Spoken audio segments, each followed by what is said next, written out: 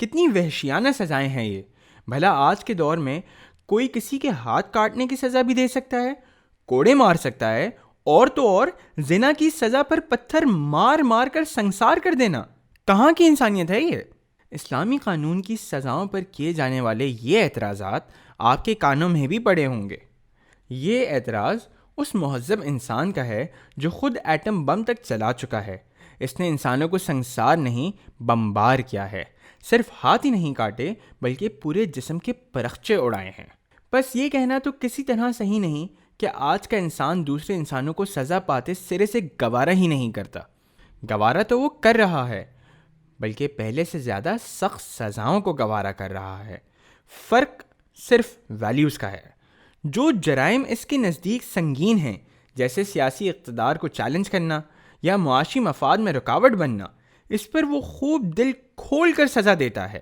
لیکن جس چیز کو وہ سرے سے جرم ہی نہیں سمجھتا، مثلاً لذت کے لیے زنا کر لینا، تو اس پر سزا تو کیا ملامت کرنا بھی گوارا نہیں کرتا.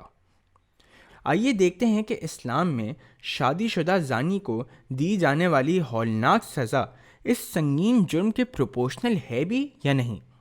پھر دوسری سزاؤں پر یہی فارمولا خود لگایا جا سکتا ہے.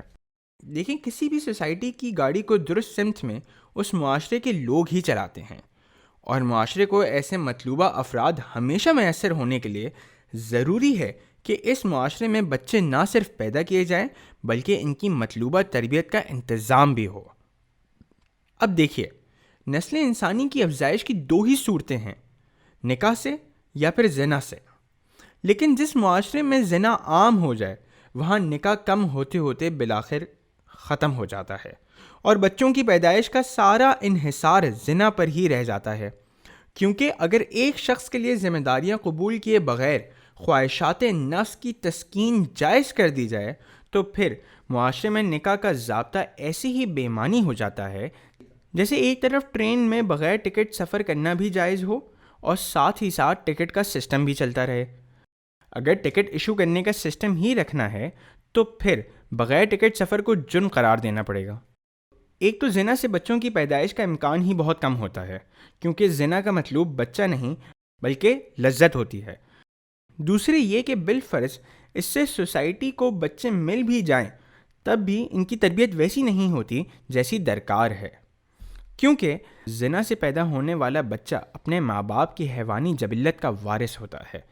اس بچے کے خیر مقدم کے لیے نہ ماں تیار ہوتی ہے اور نہ باپ، کیونکہ ایسا بچہ ایک مطلوب شے کے بجائے ایک ناگہانی مصیبت بن کر آتا ہے. اس بچے کے ویلکم کے لیے نہ ماں تیار ہوتی ہے اور نہ باپ، کیونکہ ایسا بچہ ایک مطلوب شے کے بجائے ایک ناگہانی مصیبت بن کر آتا ہے. ایک طرف اسے باپ کی محبت اور وسائل میسر نہیں ہوتے تو دوسری طرف اسے ماں کی یک طرفہ اور نامکمل تربیت ملتی ہے.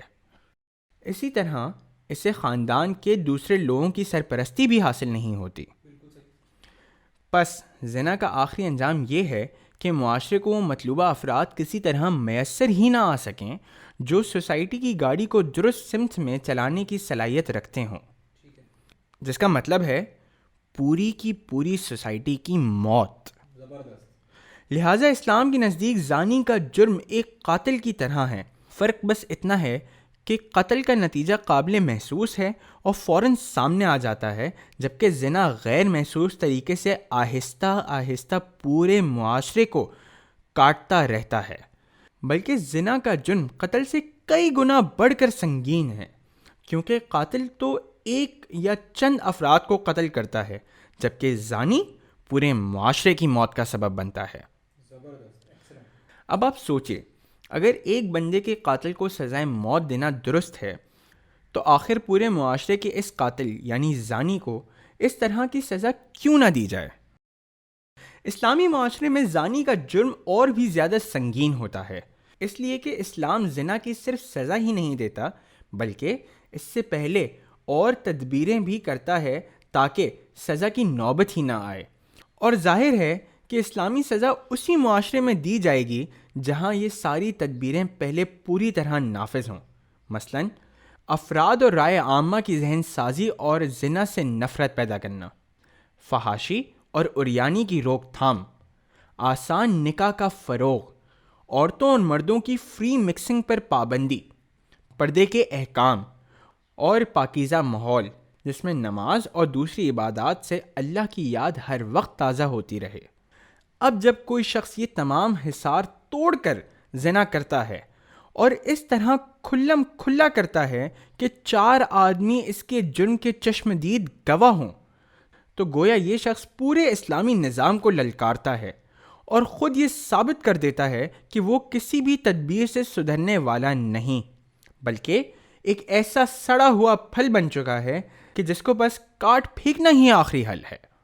اس کی مثال بالکل اس مرض کے علاج کی طرح ہے جس میں انسانی اعضاء ایک ایک کر کے سڑنا شروع ہو جاتے ہیں، اور اس سے بچاؤ کا واحد حل جسم کے اس سڑے ہوئے حصے کو کاٹ پھینکنا ہوتا ہے تاکہ باقی جسم کو محفوظ کیا جا سکے۔ یہ ہے زنا کے جرم کی سنگینی جس پر اسلام ایسی سخت سزا دیتا ہے جو وحشیانہ نہیں بلکہ عین منصفانہ ہے۔